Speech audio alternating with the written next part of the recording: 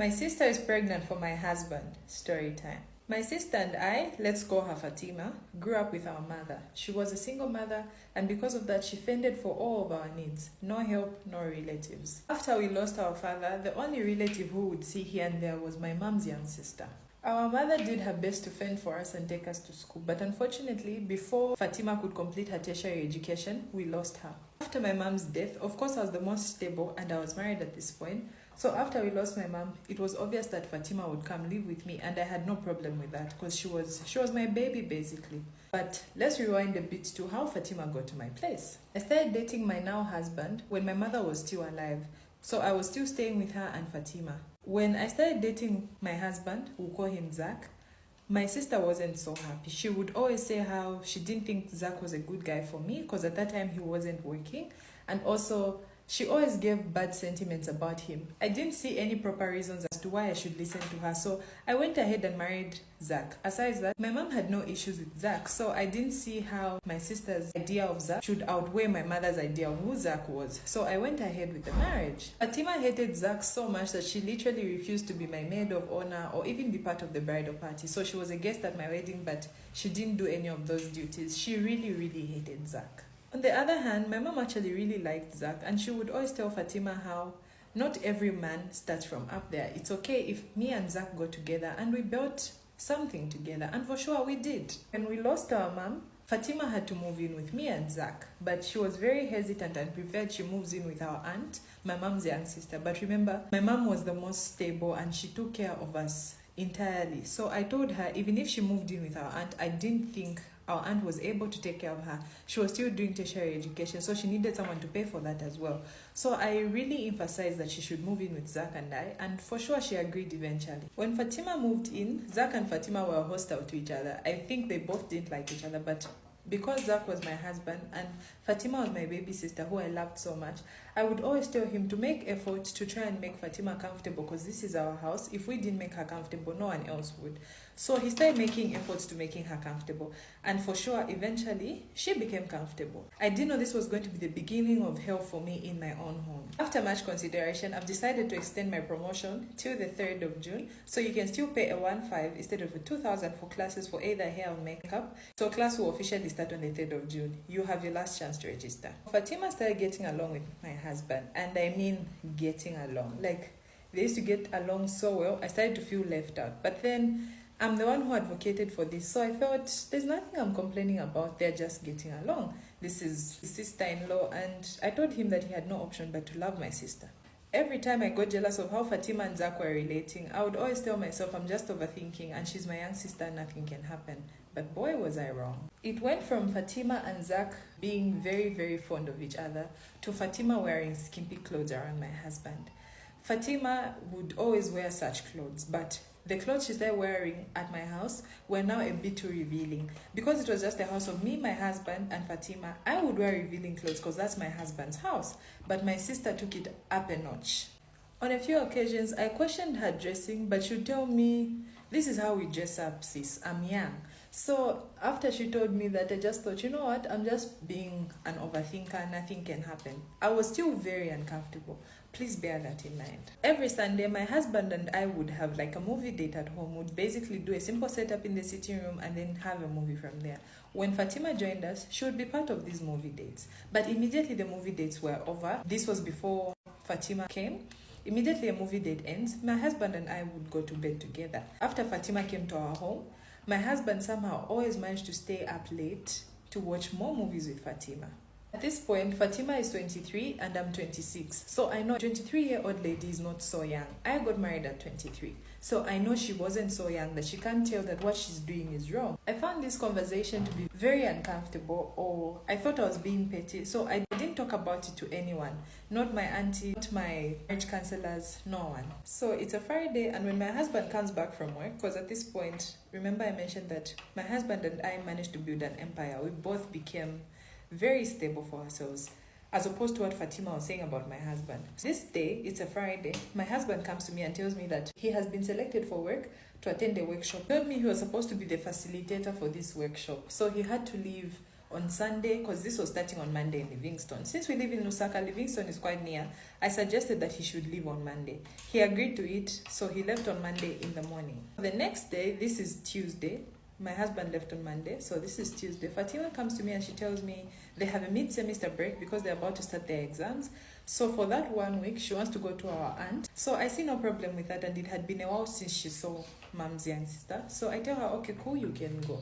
I give her transport money and off she goes. So it's just me in the house. Obviously, when someone leaves your home and they're going somewhere, you know how you would send a message like, oh, I arrived safely, just something to let the person know that you have arrived at your destination. I didn't get this from my sister. But then I just thought, she'll send it later.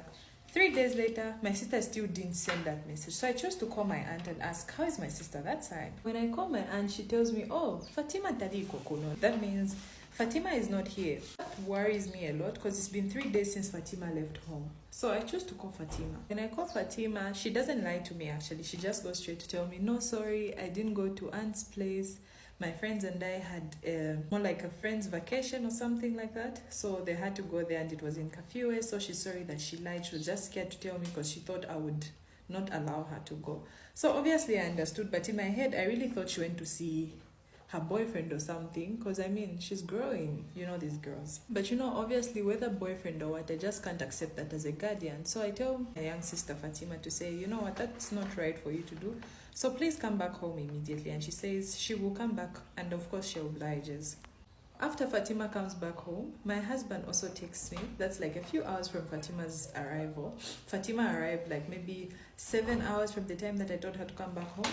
After Fatima comes back, my husband also texts me to say he's cut the workshop short because he's not feeling too well and he would rather be home.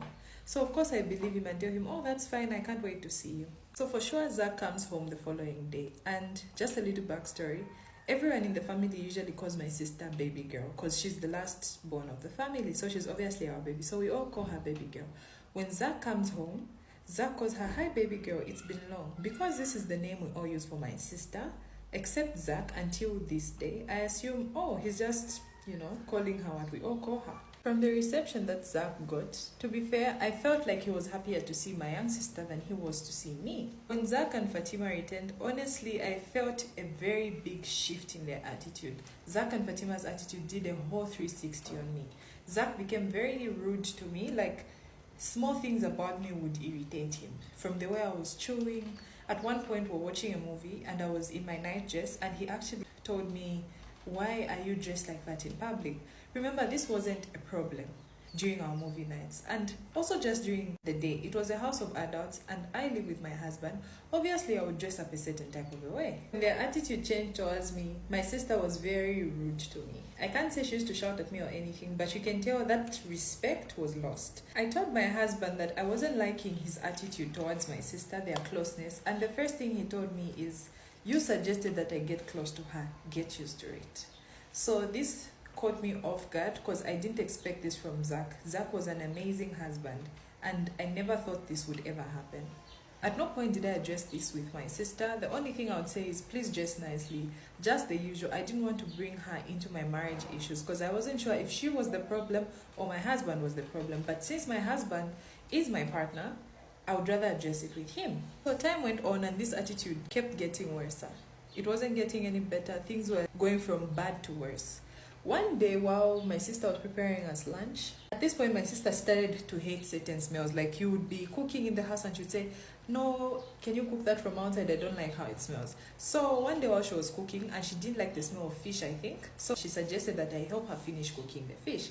So my comment was, I was just joking when I said this, but my comment is, could you be pregnant? That's all I said. And my sister got very upset that I was thinking that she's got no morals, but this was not my intention. And this comment was definitely just a joke. I'm sure you've guessed it by now. If you're an adult, you know most pregnant women have that behavior. So yes, my sister was actually pregnant. I had not confirmed anything, so I didn't talk to her or to my husband.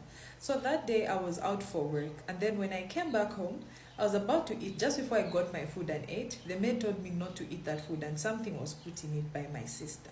When my maid caused a rift between me and my sister, because when my mom was dying, my mom always told me to protect my sister no matter what and to take care of her like she's my own child, just in case we lost my mom one day. And I always try to live up to this. When the maid told me that, I asked her, what proof do you have? So she goes like, I heard her and your husband talking about you finding out about a pregnancy. So after that, after I was done cooking, I saw her come to the pot where I had kept your food and she put something in it. I don't know if it's any poison or anything, but I would suggest that you don't eat it. When I heard this, I was very scared. Bear in mind, earlier I asked her if she was pregnant. So when the maid said this, I thought to myself that there's no way the maid would know this. It's probably true. That day, my husband came back home very, very late. When he came back, of course, this was an unusual behavior, and I'm sure all wives can relate. If your partner comes back home, the first thing you're going to do is you're going to ask them where they have been. So I asked my husband where he had been, and this question alone gave me the beating of my life. This was the first time that my husband hit me. According to him, his reason for hitting me is the fact that I was nagging too much of late. The only thing I did is told him I wasn't comfortable with how he was relating with my sister, and it had been some months since we had that conversation. So now how am I nagging by just asking you where you have been? Because I was genuinely worried. My husband beat me up so much that I had to be admitted to hospital for a little while. While I was gone, I found out more stuff about what my husband and my sister were planning. According to what I found out from the maid, is that my husband and my sister were planning that they would unalive me, and then once I'm gone, they would get married, because there was no way they were getting married while I was still alive. So they had the plan that they would, and then once I'm gone, they would get married. But I was hindering this, because remember, I didn't eat the food that they expected me to eat. That's what angered my husband, and not what he said that I was nagging. It angered him, and his plan became that they had discussed, apparently with my sister, after finding out all these things, they had discussed that he would hit me till I was gone.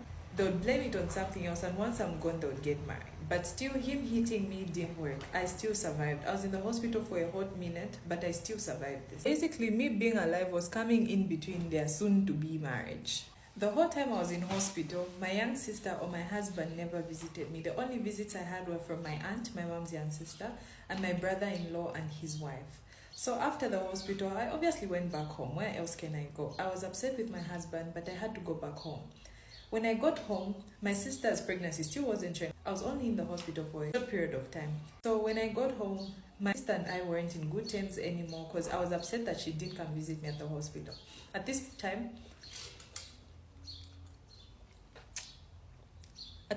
I had no knowledge of the pregnancy.